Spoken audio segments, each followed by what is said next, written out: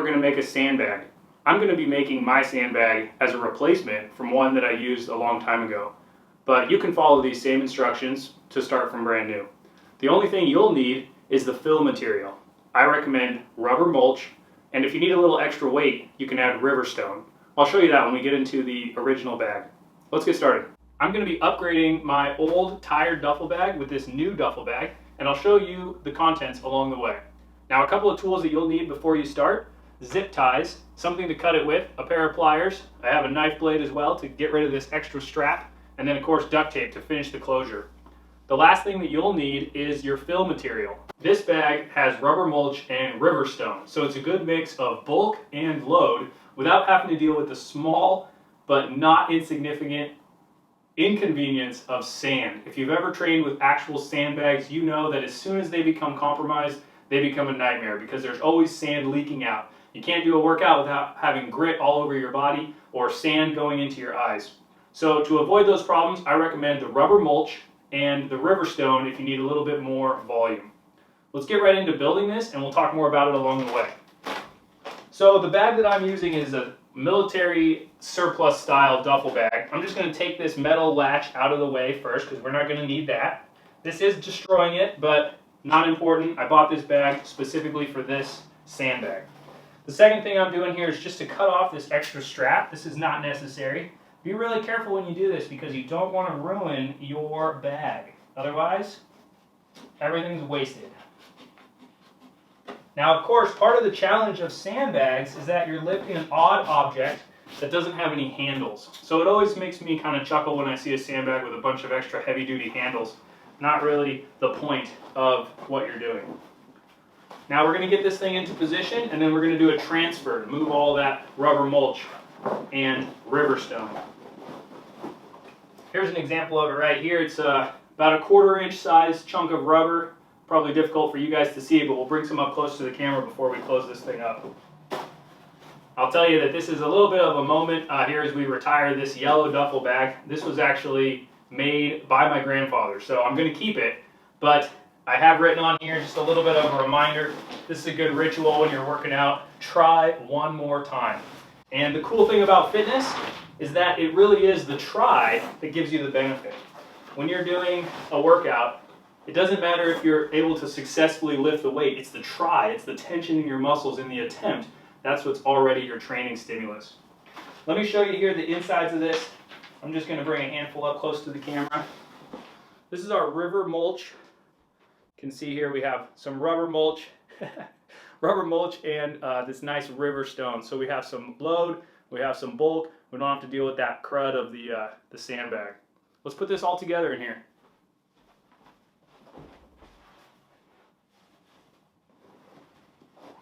Boy, I'll tell you what, it's super hot today.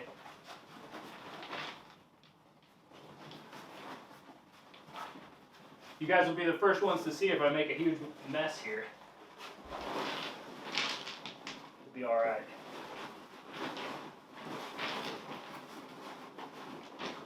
Yeah, so we'll just dump this into the new bag. I'm pretty excited for this.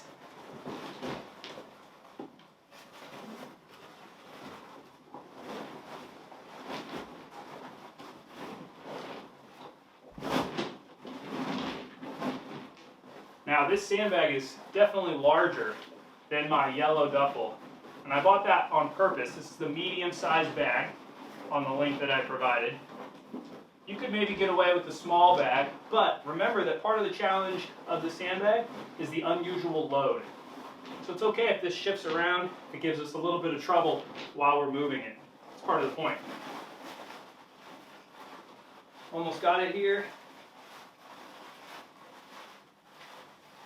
I'm just going to turn this yellow bag completely inside out to get all that rubber mulch out. And this is a good example. This is so much easier than working with sand. I would never do this in my spare bedroom / office with a sandbag because there's just no way that you can possibly keep it clean.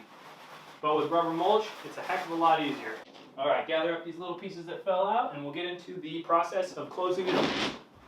Yeah, right on. So this gives me plenty of room here. I'm just going to basically take the end of the sandbag, double it over itself a little bit. I'm going to put a few zip ties around right here. I'm going to fold this down, and I'm going to put more zip ties around this entire end. And then I'm going to wrap duct tape around that entire thing. And that way, this end will be securely fastened.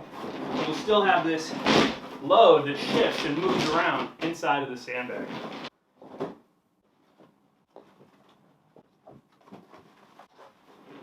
I'm going to get some more rubber mulch.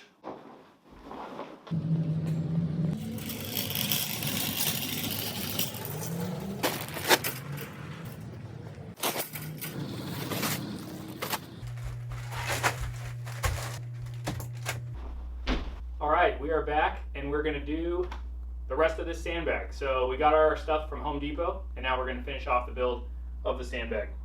Now this, with the rubber mulch and the Riverstone already in the bag, weighs 50 pounds. And the rocks are about 45 more, and then this rubber mulch is about 20 pounds more. So if we put all these together, it's going to be borderline nearly too heavy for a lot of the training movements you could do with a sandbag. But I'm going to go ahead and fill it up completely because I have a real focus on strength to body weight ratio and the odd object lifting of the sandbag. Because of martial arts, grappling with your opponent, there's always this odd movement, these hard to grab positions as you're trying to fight.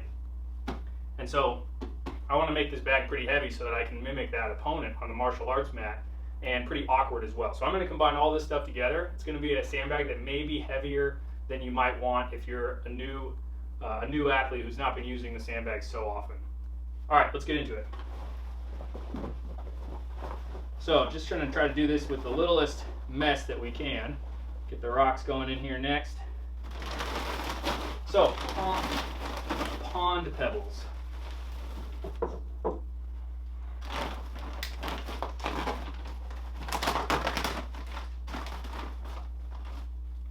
Pretty large rocks here. A little bit of dirt on these, but that's going to be okay.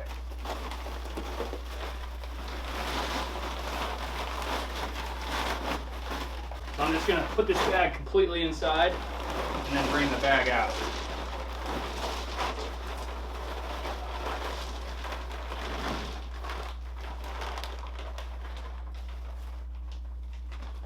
Alrighty, we've talked about it before. The sand being too small to really ensure a good closure always results in a lot of mess.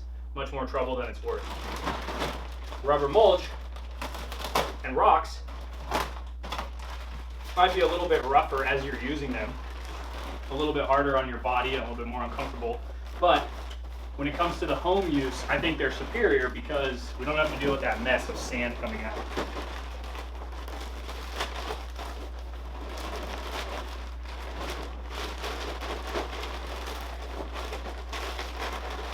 Yeah, this thing's really taking shape. This is going to be fantastic.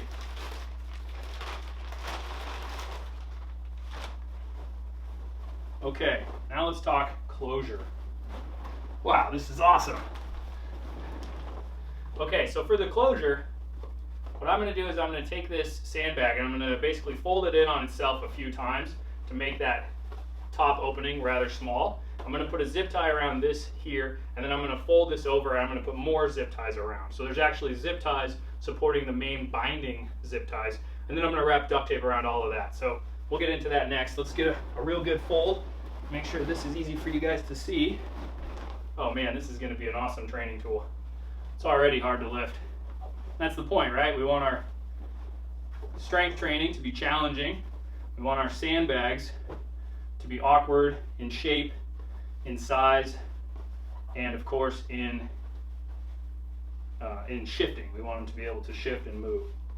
One of the big challenges is that when you have the center of gravity of this object further away from your point where you're lifting, it makes it more challenging. It makes lighter loads seem heavier. Okay, so if you can see that there, I've just folded it over a few times, binding it up on itself, and I'm going to zip tie this down real tight and closed.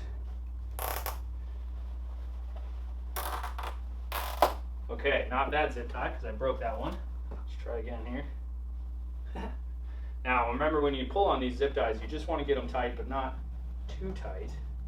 And the direction that you pull will matter. You don't want to break them. Unless you have a lot of extra zip ties, I guess.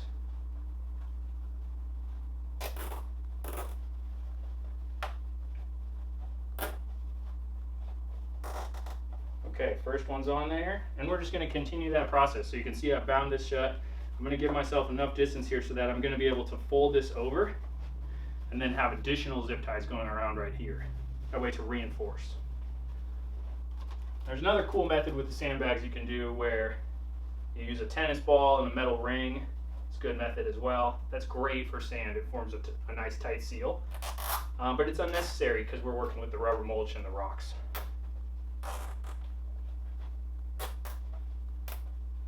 Yeah, cool. These zip ties help to tighten each other. Make sure that this is easy for you guys to see.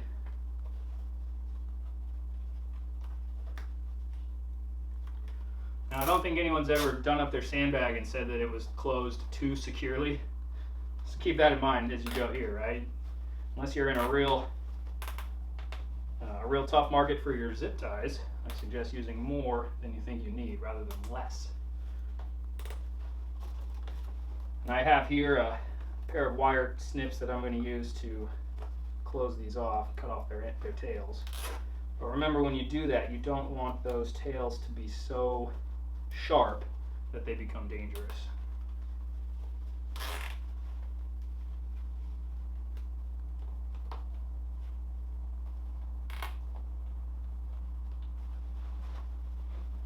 All right, cut off these tails. Now you just want to make sure that you don't have too sharp of a corner on these. And if you find out one that does have a sharp corner, a handy trick is to use a pair of toenail clippers, because they have a slight curve to the blade on the toenail clipper. You'll actually be able to get a nice curve on these as well. All right, so now we're going to fold this over, and I'm going to just try to fold this right into my zip ties here. Let me make sure to get these all packed into non-dangerous zone. All right, bending that over.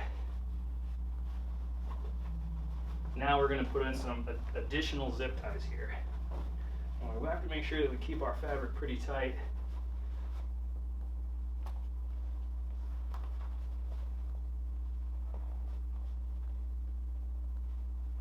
All right, there's our other layer of zip tie. Once again, I'm just trying to get these tucked so that they don't have a real large bulging spot. And we're going to cover up that sharp section.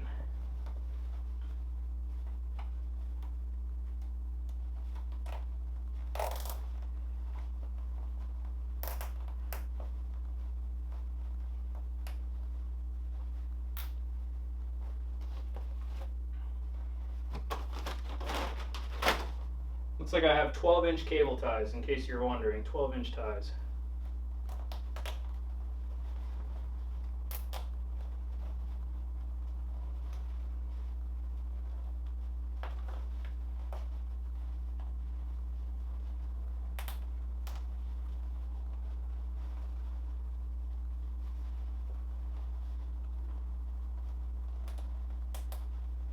Just working these in a little tighter by getting them compressed down. Okay, let's trim, and then let's put our duct tape on here. After that, it's going to be workout time, so we're going to have the tools. Oop, got a little bit of bag in there that time. Be careful with your cutters. Alrighty, I bought a new roll of duct tape specifically for this job, and that way we'll be able to see how much we use. So check it out, we got about 1.5 inches of tape. Let's see how much we've used up by the time we wrap around here enough times. Alright, so I'm just going to start this one off with a good bite of tape right over those plastic zip tie heads. There we go, good. So the challenge on this is to not grab too deeply with your duct tape, because if you do that, you're going to have a lot of material that can then start to force that tape basically open, start to compromise the adhesive. So you can see I'm staying pretty north here on my bag.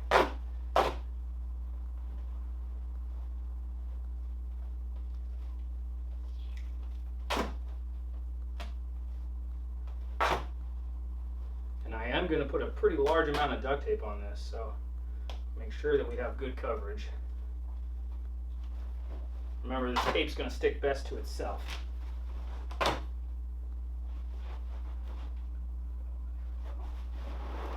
Yeah, there we go. Rotate this up, give you guys a view of what we're doing.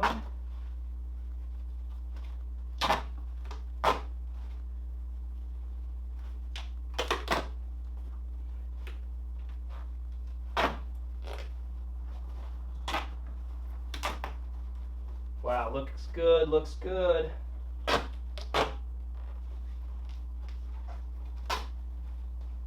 So mind those edges. We want to make sure that we don't have any edge that's going to be easy for dirt and grit to get underneath. You also need to help reinforce this closure and make sure you really put a good amount of thickness over that sharp spot, those tails of the zip ties that you trimmed off. Now, as you wrap this up, I'm also squeezing pretty tightly, so I'm putting a fair amount of compressive force into that tape by the tension as we're wrapping it around. So we don't want to just be loose with what we're doing there. All right, I'm gonna put this off. Alrighty, check it out. So you can see we still have a lot of our tape, on basically most of it. So after you do this project, you'll even have some more tape left over. Yeah, look at this, wow. So here's our final closure. You can see how I've kind of tucked it back on itself.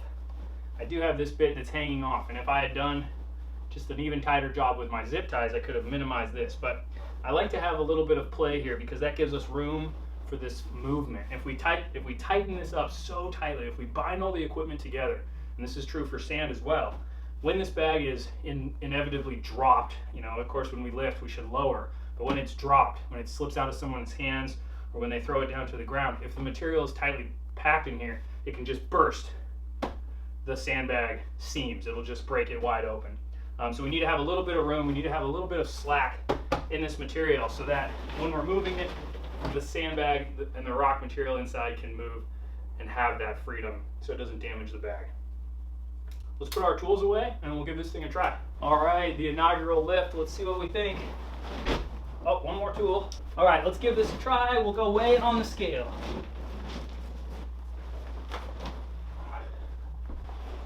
Oh boy, sweet. So on the bathroom scale with the sandbag, it reads 265 pounds. I weigh 150. So we have a 110 or 115 pound sandbag. Just carrying it back and forth, I'm feeling it. I'm breathing heavy, my heart's going fast. I can't wait to use this for additional resistance training at home. So hopefully this was informational for you, and I'll tell you what, I have 2 of these bags. So comment, send me a message, whatever, get at me. If you want to make one of your own bags, let me know. If you're in my area, I'll just drop it off, otherwise I'll send it to you. Make your own bag and get to training. All right, thanks for watching. See you next time.